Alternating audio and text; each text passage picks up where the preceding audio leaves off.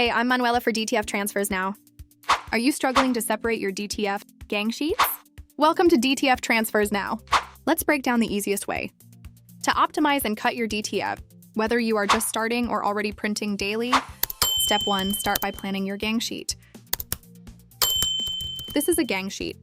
If you haven't planned your gang sheet yet, we have an easy combo tutorial where you can create it in minutes, or use our free gang sheet builder on our website.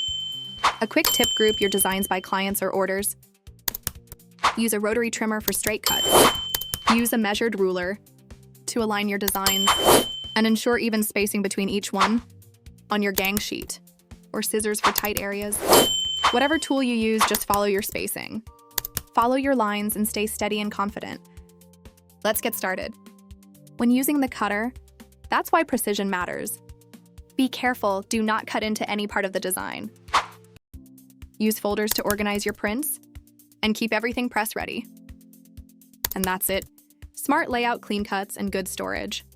It's that simple. Like this video?